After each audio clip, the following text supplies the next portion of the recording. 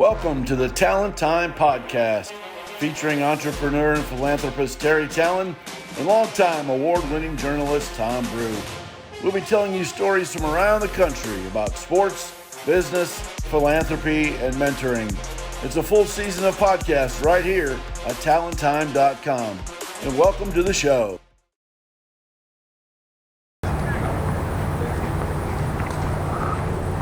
Hi, Terry Tallen here for another episode of Tallen Time. We're here today at the New Hope facility, the brand new New Hope facility here in Bloomington, Indiana. This is a wonderful charity that I first became knowledgeable about through my great friends Liz and David McCrae. Liz and Dave McCrae were great alumni here at Indiana University and basically were my home away from home while I was a young student athlete here at Indiana. They took me under their wing. They would have us over for dinner back in the days when that was allowed, and really brought me into knowing what it meant to be an Indiana professional. This charity is very special because it deals with one of the greatest problems plaguing America now, which is homelessness. In the state of Indiana, as in many other states, that if the husband and wife are homeless, then the child goes to foster care. And splitting up a young family is one of the worst things, as we all know, that could possibly happen. So New Hope recognized that challenge and answered the bell by doing an extensive fundraising campaign throughout the local communities here in Bloomington, a lot of the business leaders, as well as myself and my family, to raise money for this terrific facility that you see here today. This facility not only houses their offices, but also houses the young families that are now back together because they can live together under one roof. They are taught job skills, they are taught how to interview, they are given resume building techniques, and it's just wonderful, and it touches all of our hearts to see what the leadership of this charity has done to improve the lives of the homeless. Now, what this program is, this isn't a free ride, it's not a free lunch, it's not a free place to live, except for the period of time while they're here.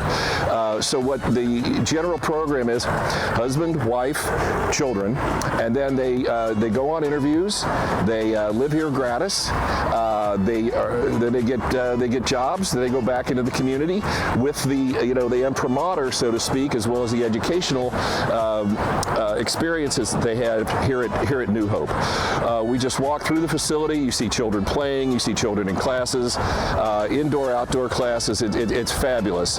And this is one of the missives, as you're aware of our show, is to promote great charities, to promote philanthropy, and what the donors and the leadership have done here with New Hope is just spectacular. We're here with the leadership with Jim and Emily, and we're going to see Emily a little later in the episode talking to Tom. We encourage you to take a view of their website and see how you might be able to help. The website is newhopeforfamilies.org.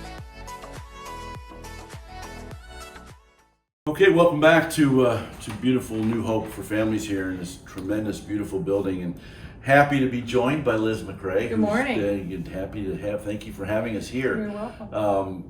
This building we're in, it's just opened a few weeks ago, is sort of the culmination of years and years and years of work. And you sort of know the New Hope story from the beginning. Sort of. More or less. But yeah. When you say where we're at today, and you think back to the beginning in the early stages, because you've been involved for a long, long time, just tell me a little bit about, because I know when we were up in the shelter, you were getting a little emotional seeing that there. Mm-hmm. Just tell us what this means to you to see this now, and tell me a little bit too about what it was like sort of from the beginning for you when you first got involved. Well, I am proud beyond measure of what New Hope's been able to accomplish in regard to the new facility. When I first joined the board, I joined the board shortly after I retired from the faculty at the university. A friend said, "You need something else to do now. And I know you have the time to do it now." So I was invited to join the board, and at that time it was a board of about 6 to 7 people who did everything. We did policy, and we also worked in the facilities and did a lot of I did not do it, but the man you met earlier this morning, Craig, and a group of his cohorts retrofitted all those little bungalows on 2nd Street. And we moved from that very small, accommodating was stretching the term, I think, but safe and stable facility for families to this. When the hospital owned those little bungalows, and when all of that property was sold to get ready for the new hospital on the east side, we were facing the challenge of moving or closing shop. So we had long conversations about whether or not we could do that and whether or not we could take all of that on in terms of finding new space. What kind of space should it be? Should we retrofit older spaces as we had there? Or should we start from scratch? And we finally decided that we needed to start from scratch and raise the money to do it. And otherwise we would have had to close New Hope's mission altogether at that point, at least for a period of time. So to see all of this it makes me proud of not just what our board and our staff has accomplished with the community, because all the funding, most of the funding for this has been raised within the community, the extent, and a little bit, I would say, within the community. Yeah, and one of the things that I've been sort of so impressed with today, and kind of gotten emotional over too, is in talking to clients who've been through the process here, and have been basically benefactors of not only New Hope's programs, but just their presence, period. Like both moms had talked about, like, they wouldn't have any guess as to what their life would be like now if it hadn't been for New Hope, and they're in the formative years of their time with their little ones. And so that has to be just gratifying to no end, to see people come here in dire straits, many of them, and then leave, and then several years later having such good things happening in their lives, partly because of what happened here, including some ladies who said, almost exclusively, that their time here, they could not have imagined their life being as good as it is now if it wasn't for New Hope. So that must make you feel really good. It truly does. And the thing in addition to helping families become stable in their own homes again as a family, it's the fact that we've been able to support families, and I'm going to use the word keep upwards of 800 children out of foster care. Yeah. And being separated from their families. Yeah, and one thing that is so unique to New Hope is that it's sort of the mission of keeping families together. Because exactly. A lot of homeless shelters, can take a mom and a child, or mom and children, or grandmothers and children, or whatever, but they can't keep the whole family dynamic together. They cannot. And the fact that you guys can do that here, to me, that's just hugely important, that you're able to keep family units and that family dynamic together. And that was the whole goal of the because there were other facilities in town, as you say, that would take single parents, and some facilities that would take a mom and a child, but not the entire family together as a unit. And I think that's the core of New Hope, is to keep families together. Being housing insecure is traumatic enough, and then to have your family splintered because of lack of resources to support the family as a unit through that struggle is a trauma that we tried to find a way to alleviate. Welcome to the New Calm family. My name is Jim Poole. I'm the president and CEO of Solace Life Sciences, the neuroscience company that makes New Calm. And what is it? It's simply a technology that when you're feeling stressed or you're not sleeping well, whatever it is that life brings you, New Calm is a tool that predictably, safely, and reliably is going to take good care of you. Find a comfortable place. Put the disc on, eye mask, choose your track. You're going to lie down. What's going to happen? Your mind's going to wander. But here's how you'll know New Calm's working. You'll begin to feel your body separate from your mind. your mind's going to wander and your body's going to feel heavy and your respiration's going to slow down. And you're going to go somewhere where your mind just wanders and your body heals. And then at some point, you just kind of come to. Simply take off the eye mask, stop the track, take the disc off, and off you go. Welcome back to the Tallen Time podcast here at New Hope for Families in Bloomington, Indiana. Just wonderful time to be here. And Megan joins us now. Megan has been involved with New Hope's programs for several years now. You brought basically your newborn pretty much here, right? Almost, and had a child here in their child care services for many years, right? Yeah, so we got to experience both classrooms. My daughter Maddie started when she was not yet walking, and when I was not yet working full time. So I was a grad student, and we really needed a place for her to go more hours. Just very long story. We were going into a lot of credit card debt, trying to piece together childcare that worked for us, and ended up getting a spot at New Hope that sort of stopped expanding credit card debt. So we were finally able to slowly recoup that and settled her into a place that just served her really well for 3 or 4 years before she headed off to kindergarten, and it was the best program that we could have asked for her. And in cases like that too, it's like obviously at home when finances are tough and you're trying, obviously, how we care for our kids and the circumstances we put them in, it just means so much to everyone. Like, to know how difficult that was for you guys to find a home like this, and just to let you kind of catch your breath a little bit, I suppose, and financially just start to be able to take the next step in everything, just by having that environment here must have made just a world of difference at home as well, right? Yeah, and it was also, Maddie had been at another child care center where they injured her. One of the teachers accidentally injured her elbow. And so Maddie was having a really traumatic experience, and that was making it a really traumatic experience for me. And I was just she's my only kid. I was a new mom. I don't know what it's going to feel like to trust just leaving my child with people I don't know very well. And it just became clear really quickly that they just genuinely cared for and loved Maddie, and we all felt really safe, and they were, I would say, as supportive to me as a parent as they were to Maddie. And when I was going through things that felt really stressful, or I didn't have resources to figure out, she was struggling to hold pencils when she got older, and I was like, is this a problem? What do we do? And they just kind of taught me through things as much as they were teaching Maddie, and just eased a lot of stress from financial to I don't know how to parent. I don't actually know what I'm doing. So it was great. Yeah, I imagine that, and the fact that Maddie was here for as long as she was too, you probably really not only got to see a lot of growth in her, but you got to really sort of experience every step of the way with what New Hope can do for her and for you guys, for all of those years, right? I imagine it got better and better as every year passed, right? Yeah, and it was fun to see her transition.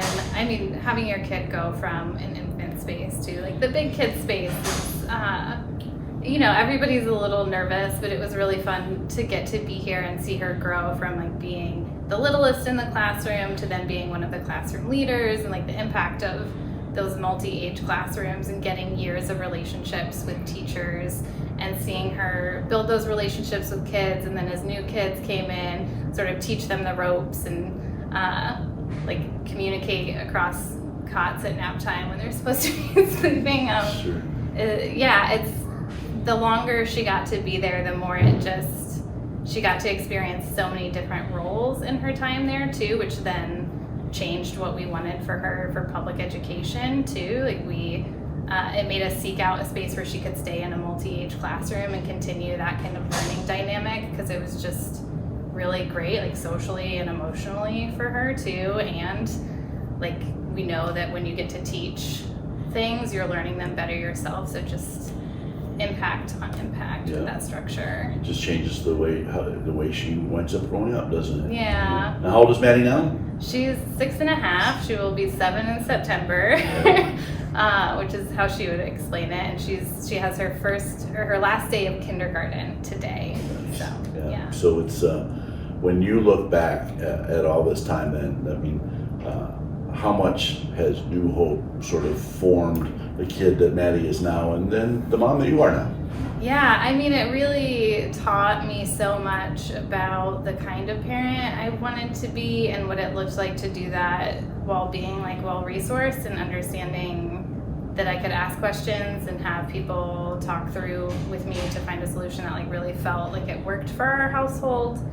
So I got better at like asking questions and admitting I wasn't sure what I was doing. And I think just having so many opportunities to learn from older kids and then be an older kid, she's really found like that she likes leadership and she likes to kind of help the babies do the right thing and just kind of come into our own while also building relationships that have lasted long after. I mean, she's been out of the nest for over a year now, and it's just stayed a place that we feel really connected to, that we're really invested in, and we have some lasting friendships that are, we still have play dates with folks and make sure we stay connected and are in communication. And it just feels like, you know, as folks who came to Bloomington later in life, it's a place that kind of anchors us here and gives Maddie some of those like foundational relationships without having like family in town. And obviously, you and Maddie have enjoyed great success from New Hope here, but obviously now we're in this beautiful new building that they have. It's like, it must kind of like take your breath away a little bit too, just knowing and seeing now, not only what they've got here, but just knowing how many hundreds of families now are going to continue to benefit from this program. Yeah, it's really, it's like incomprehensible to me that it could be such a giant leap. And I know they're ready for it, and I know it's going to be great. I trust Amy and Emily to not do anything unless they know they can hold everybody really well. So it's just, wild to see our community finally get here. Like when we know, like any parent will tell you that childcare is one of the biggest strains. There are so many wait lists, everything is so expensive. And we continue to have this housing crisis that, you know, it's just not gonna end anytime soon. So seeing this actually come into being and be like so beautiful and so well done, and like there's just so much love poured into all of like the small things in the classrooms too. So it just feels great. Sure, and that's like, and to me, it's like the physical things are all wonderful, but when, you know, from everybody I've talked to about New Hope, what makes this place special are the hearts of the people who work here. I really, so we've developed a lot of relationships with the staff too, and I work in a nonprofit elsewhere in town, so we just have a lot of crossover. So I've been fortunate personally to also just build like professional relationships with them and learn a lot from them as like I do my own work. And they're just incredibly generous people that I think are going to be an even bigger asset to our community, which feels great. Absolutely. I mentioned it earlier, and certainly very true. Having a place like New Hope here definitely just makes Bloomington, Indiana, a better city to live in. And we already love Bloomington, as we well know, and this makes it even better. So, Megan, thank you very much for your time today. We appreciate you being part of the Tallen Time podcast, and appreciate you sharing your stories about New Hope for families. And we're looking forward, for many, many more families to have wonderful experiences like you are. So thank you very much for your time. Yeah, thanks. We'll be right back right after this. And here they come, and Indiana got to him. Sack. Indiana football is back. Hoosier fans, Indiana football tickets are on sale now. Catch the action this fall at Memorial Stadium as head coach Tom Allen leads the Hoosiers into battle against the Western Kentucky Hilltoppers on September 17th. For more information or to purchase tickets, visit iuhoosiers.com. Support the Hoosiers in 2022. Go IU. All right, welcome back to New Hope for Families here in Bloomington, Indiana. Happily be joined by Amy now, who's Amy has benefited a great deal from New Hope for Families through the years. You have 4 children. They've all been involved in programs at different ages and different levels here, and you came to New Hope at a time several years ago when you really needed them. And tell us a little bit about what was going on in your life and when you first got involved with New Hope. Well, I first got involved with New Hope. I was married to an alcoholic, actually, and I was trying to work and manage everything, and I needed a daycare. So that's how I first got it, and I found New Hope and went there, and I just loved it. And he became abusive, so we needed a place to go, and then I found out about the New Hope shelter. So we had went into shelter there, and everybody was just so nice and so supportive. And we went and we got our own place actually, and then I kind of fell into alcohol addiction. So once that happened, I lost my apartment and I was back in New Hope. I was thinking about going back to Paragon, and they're like, oh, your family's here, you got family here. So I came back into shelter, and then they helped me again get my own place. And after that, I started working on my credit. I've been working on my credit for the last 3 years because my goal is to buy a house. I am enrolled in school, and I graduate in December with an associate's degree in medical assisting. So that's awesome. Yeah, and one of the things that we've talked a lot about with Emily and Liz while we're here is that one of the best things that New Hope does, outside of providing a wonderfully safe environment for your children, is they have access to all of the programs that can help you sort of take care of everything you need to sort of help improve your life. And I'm sure you've seen that in a lot of ways in how they're able to help you above and beyond just providing a safe environment for your kids.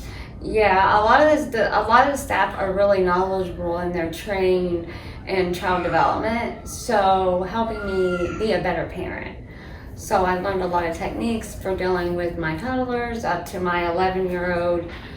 They're always willing to listen, kind of like a therapist. I don't know, like Exactly. I'll kind of vent at the end of the day, and they're there for that.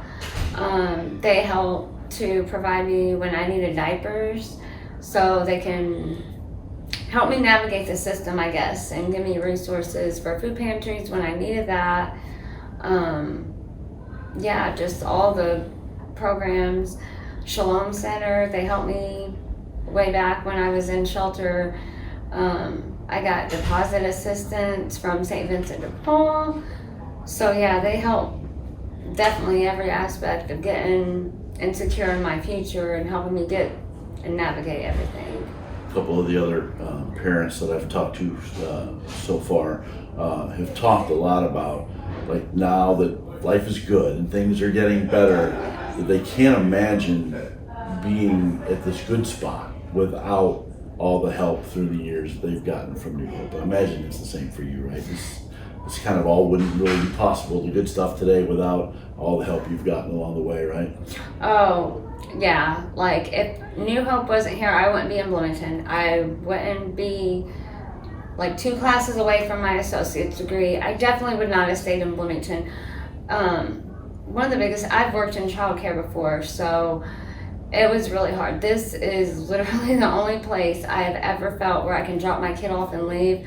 And without that reassurance, knowing your child's okay, I mean, that's a big thing. But yeah, like the family, it feels like family. So, like, I know at the end of the day, my kids are safe, and then they're here. If I needed help with anything, they'll do anything they can to help me. So. And of course, we're in this beautiful new building now. I mean, as someone who's been involved with New Hope for years, you must just be thrilled for them too, just to have this and know now that they're going to be able to help hundreds of more families along the way going forward, and sort of that big, huge New Hope family, right?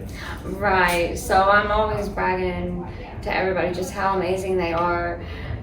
This is the only adult chairs that you see in here with the classroom, and that's really important. So I'm actually about to do this research paper on children, pandemic babies. I have a pandemic baby.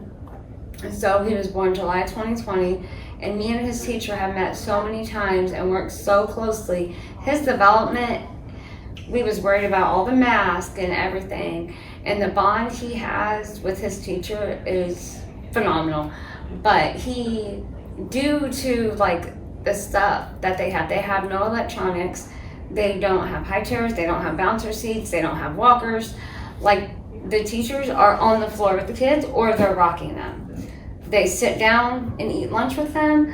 Like, that part is probably one of the most important in their development. like I said, so I'm about to do this paper on pandemic babies and their cognitive development, and it's just astonishing because I was so worried about the impact of COVID, and the teachers, they're just amazing because you can't even tell he was a pandemic baby. He is exceeding milestones, and he was premature. He's exceeding milestones like never before.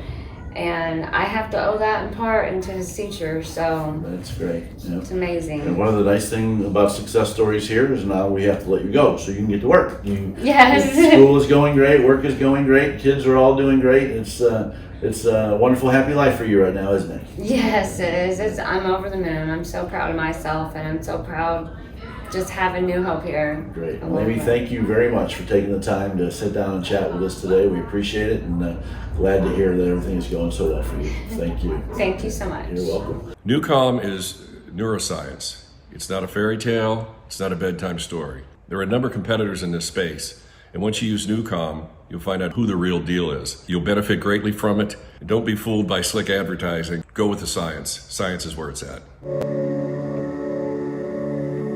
I had 20 minutes of absolute escapism, peace. I mean, I was in like a twilight. I didn't know where I was or what was happening, but I never wanted it to end. I can laugh with people. I don't get irritated. I don't get frustrated. It is accessible. It's affordable. It's something that everyone can do.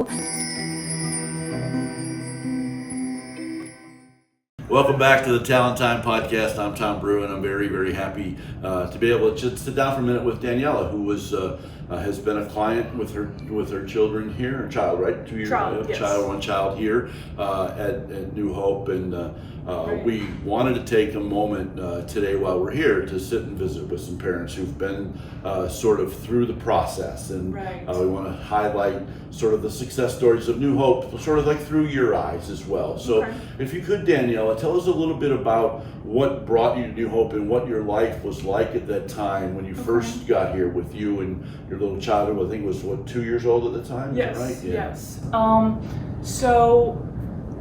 My son was 2.5 when he started coming to New Hope, and at the time I was married.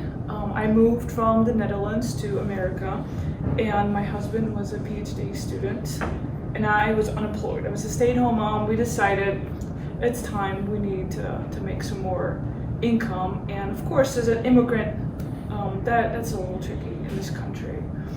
So Jonathan, my son, started at New Hope, and all was real good. But then my husband and I decided that we together no longer worked, which put me in a place of single motherhood as an immigrant with no college degree, and that was very, very rough.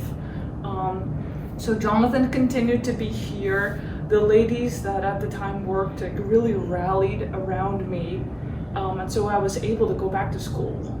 And because they were here to give Jonathan a safe place to be, while I worked full time and went to school full time, and really had to work very, very hard to try and create a life for myself and my child on my own.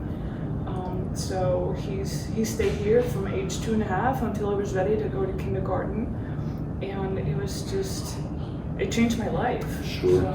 So I imagine when it's such a stressful time in your life anyway, to know that your child is safe and secure for those 8 hours that he was here every day, how much did that sort of put you at peace, that at least you always knew that your son was totally safe and learning so much, and just being and interacting with friends so much, and just really having a wonderful time while you were so busy with work and school and trying to get your life back together as well too. Right. Oh, that was invaluable for me. I of course I have no family here, so I couldn't call my mother and be like, "Mom, would you take him?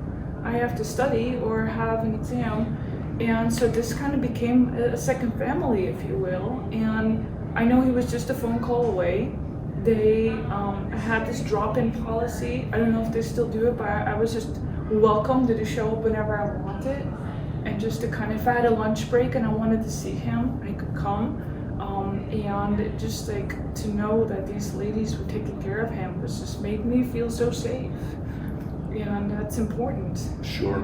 And obviously you guys have been through this for a couple of years now. Yes. And here we are now in New Hope's beautiful It's new beautiful, building. yes. And, obviously, we wanted to talk to you so that you could share your own successes. Right, but right. how gratifying does it make you feel too in regards to the successes for New Hope here to be able Yes. now to help so many more kids and so many more families with everything they do? That must feel really good for you as well. It does feel really good, and I'm also really thankful because I'm still in contact with some of the ladies that work here. Over the years, some of my friends have started working here. So when I walk into this building, I just see happy faces everywhere, faces I recognize.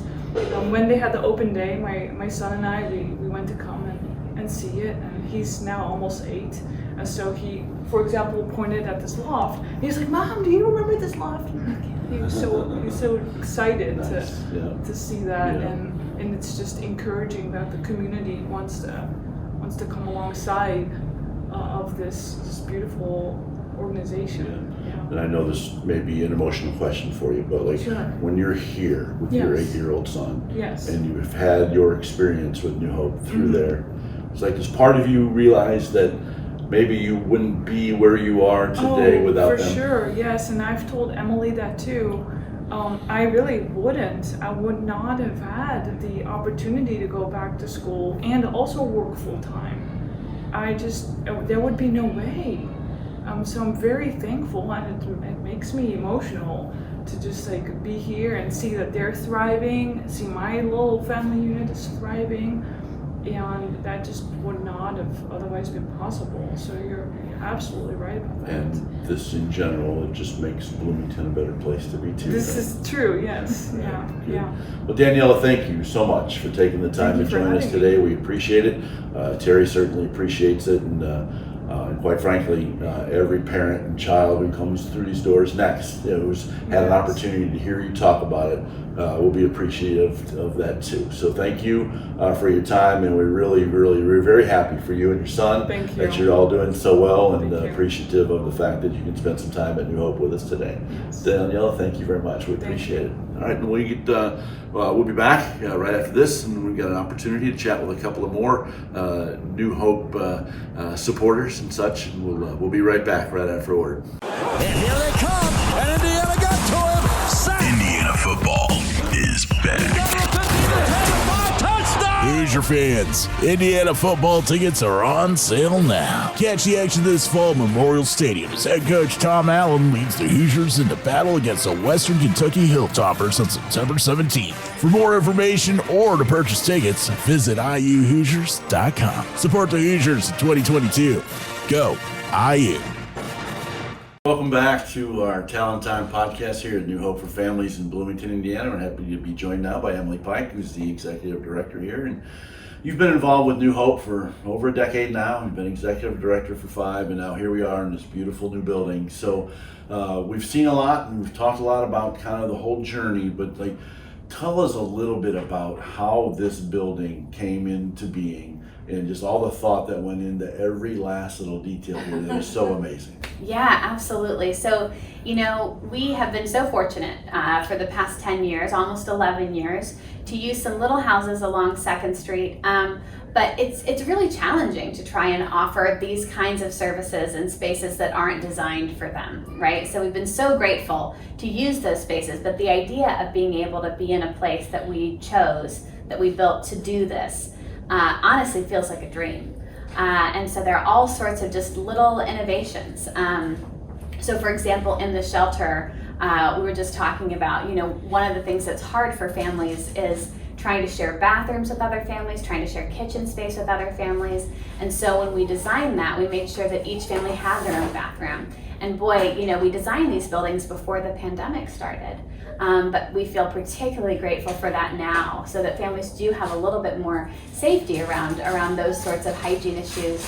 And then that we designed these really big and beautiful double-sized residential kitchens with plenty of places for people to eat in the kitchen, plenty of places for lots of people to be preparing lots of kinds of food. One of the things that's really important to us is that our families are able to bring their own culture, their own values here with them. And so what that means is that what you like to eat for dinner might not be what I want to eat for dinner. And so there's a chance for everyone to make their own thing, or for me to make something for your family and my family. It's true.